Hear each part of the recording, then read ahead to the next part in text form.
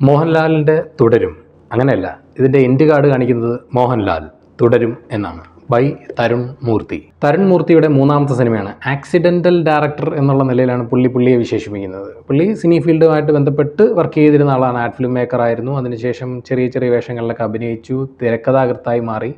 അങ്ങനെ തിരക്കഥകൾ പലതും ഇങ്ങനെ ട്രൈ ചെയ്തുകൊണ്ടിരിക്കുന്നതിനിടയിൽ ആക്സിഡൻ്റലായിട്ട് പുള്ളി റൈറ്റ് ചെയ്ത് തുടങ്ങിയ സംഗതിയാണ് ഈ പറയുന്ന ഓപ്പറേഷൻ ജാവ. അതിനുശേഷം പുള്ളി സൗദി വെള്ളയ്ക്ക ചെയ്തു.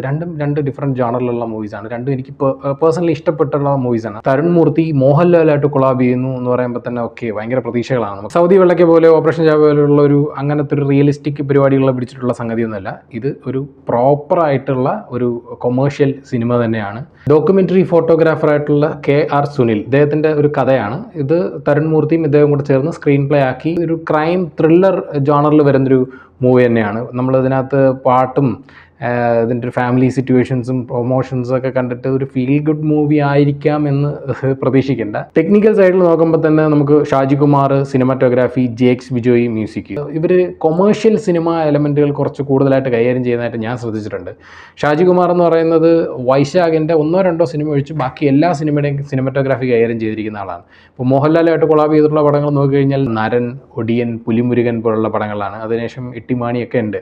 സോ പുള്ളിക്കാരൻ്റെ ഒരു ക്യാമറ രീതി, സെറ്റപ്പും കാര്യങ്ങളൊക്കെ വേറൊരു ഇതാണ്. ഇപ്പോൾ മധുരരാജ, പോക്കിരി രാജയൊക്കെ ചെയ്തിരിക്കുന്ന സിനിമാറ്റോഗ്രാഫറാണ്. നല്ലൊരു കൊമേഴ്ഷ്യൽ സിനിമയാണെന്നുണ്ടെങ്കിൽ ഷാജി കുമാറിനെ പോലൊരു സിനിമാറ്റോഗ്രാഫർ നമുക്ക് ഭയങ്കര അസറ്റാണ്. JX ബിജോയുടെ മ്യൂസിക് ശരിക്കും നല്ല രീതിയിൽ ബാക്ക്ഗ്രൗണ്ട് ടെൻഷൻ ക്രിയേറ്റ് ചെയ്യുന്ന സംഗതികളിലും ഒക്കെ ഉണ്ട്. എഡിറ്റർ നിഷാദ് യൂസഫാണ്. അദ്ദേഹം അറിയാം, മരണപ്പെട്ടു പോയി. അദ്ദേഹത്തിൻ്റെ കഴിഞ്ഞ മലയാളത്തിൽ ഇറങ്ങിയൊരു 3 ആലപ്പുഴ ജിങ്കാന അടക്കമുള്ള പടങ്ങൾ എഡിറ്റ് ചെയ്തിരുന്ന ആളാണ്. അപ്പോൾ നിഷാദ് യൂസഫ് പോയതിന് ശേഷം എനിക്കൊന്ന് ഷഫീഖ് എന്ന് പറയുന്നൊരു എഡിറ്ററാണ് ഇത് പിന്നീട് ബാക്കി എഡിറ്റ് ചെയ്തിരിക്കുന്നത്. പടത്തിന് വേണ്ടിയിട്ടൊരു പ്രോമോ സോങ് FG ശ്രീകുമാർ പാടി വരും എന്ന് പറഞ്ഞ് പ്രതീക്ഷിച്ചിരുന്നു. റിലീസിന് മുമ്പ് അത് വന്നില്ല. മേ ബി ഇനി തുടർന്ന് വരുമായിരിക്കാം. കാസ്റ്റ് എടുക്കുമ്പോഴത്തേക്ക് അറിയാമല്ലോ, മോഹൻലാൽ, ശോഭന, മണിയമ്പിള്ള രാജു തുടങ്ങി അങ്ങ് അത്യാവശ്യം നല്ല രീതിയിൽ ഫർഹാൻ ഫാസിലുണ്ട്, ഇർഷാദ് ഉണ്ട്, ബിനു പപ്പുവൊക്കെ എടുത്ത് പറയേണ്ട റോളുകളിൽ തന്നെ പടത്തിനകത്തുണ്ട്. പക്ഷേ പടത്തിനകത്ത് നമുക്ക് ഇതാരായിരുന്നു, ഇയാളെ നമുക്കറിയാലോ എന്ന് തോന്നിയ ഒരു ആക്ടർ ഉണ്ട്.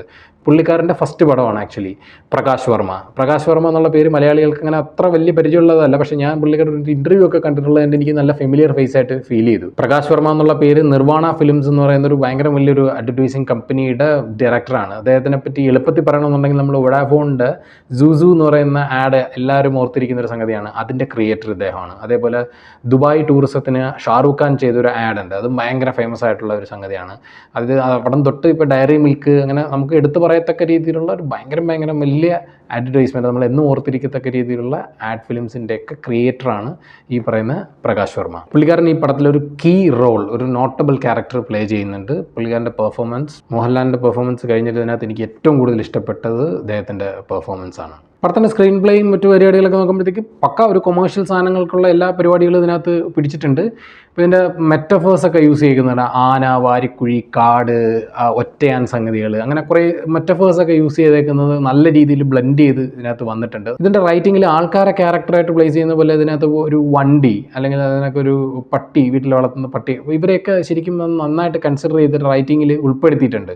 അത് സീൻസൊക്കെ നന്നായിട്ട് വർക്ക് ചെയ്തിട്ടുമുണ്ട്. ഈ പടത്തിൽ ആകെ കൂടെയുള്ള നെഗറ്റീവ്സും എനിക്ക് അങ്ങനെയുള്ള കുറച്ച് പോർഷൻസുകളിൽ ഈ റൈറ്റിങ്ങിൽ തന്നെ ഉണ്ടായ കുറച്ച് നെഗറ്റീവ് പരിപാടികളുണ്ട്. അതായത് കുറച്ച് സീൻസൊക്കെ കുറച്ച് റെപ്പറ്റേറ്റീവായിട്ട് വരുന്നുണ്ട്. കുറച്ച് സാധനങ്ങളൊക്കെ നമുക്ക് ഒരു ക്യാരക്ടറിനെ ഇങ്ങനെയാണ്, ഈ പുള്ളിക്കാരൻ്റെ ഒരു ഈവിൽ ടൈപ്പ് ക്യാരക്ടറാണെന്ന് ബിൽഡ് ചെയ്തെടുക്കാനായിട്ട് കുറച്ചധികം സമയം എടുക്കുന്നുണ്ട്. ഫസ്റ്റ് ഹാഫിൻ്റെ ഒരു 2% കുറച്ച് ലാഗ് പോലെയൊക്കെ ഫീൽ ചെയ്തിട്ടുണ്ടായിരുന്നു. അതുകൊണ്ട് തന്നെ സെക്കൻഡ് ഹാഫ് കുറച്ചുകൂടെ ഒന്ന് ഞെറുക്കി സെറ്റ് ചെയ്യാമായിരുന്നു. ഒരു 2.5 മണിക്കൂർ പോകാനുള്ള സെറ്റപ്പ് വേണ്ട എന്നുള്ള നിലയിൽ എനിക്ക് പേഴ്സണലി തോന്നി. മേക്കിംഗ് വൈസ് പടം നല്ല രീതിയിൽ ചെയ്തിട്ടുണ്ട്. പെർഫോമൻസ് ആയിക്കോട്ടെ, എല്ലാം പടത്തിന് എന്താണോ ആവശ്യം ആ മീറ്റർ കറക്റ്റായിട്ട് പിടിച്ച്, അമിതമായിട്ടുള്ള മറ്റേ താരരാജാവും മോഹൻലാലിൻ്റെ സംഭവങ്ങൾ അങ്ങനെയുള്ള പരിപാടികളൊന്നുമില്ല. ഇതെങ്ങനെയാണ് ഈ പടം എന്ന് ചോദിച്ചു കഴിഞ്ഞാൽ എനിക്ക് ട്രെയിലറിൽ നിന്നൊരു ചെറിയൊരു ദൃശ്യം മണം ഇതിനകത്ത് ഉണ്ടായിരുന്നു. പക്ഷേ ഇതൊരു ദൃശ്യം ഒപ്പം ഭ്രമരം, ഇങ്ങനെ ഈ 3 പടങ്ങളുടെ ഒരു മിക്സ്, അല്ലെങ്കിൽ ഇത് 3 പടത്തിനകത്തും പ്രധാനമായിട്ടുള്ള ഒരു ത്രില്ലർ പാർട്ടുണ്ടല്ലോ, ഈ ഒരു സംഗതിയാണ് എനിക്കിതിനകത്ത് കിട്ടിയത്. അപ്പോൾ നമ്മൾ പറയുന്നില്ല, ഇതിനകത്ത് വിൻറ്റേജ് മോഹൻലാലിൻ്റെ ഒരുപാട് ഫോട്ടോസും കാര്യങ്ങളൊക്കെ കാണിക്കുന്നുണ്ട്. അപ്പോൾ വിൻറ്റേജ് മോഹൻലാലിൻ്റെ എക്സ്പ്രഷൻസ് ഇതിനകത്ത് പലയിടത്തും ഈ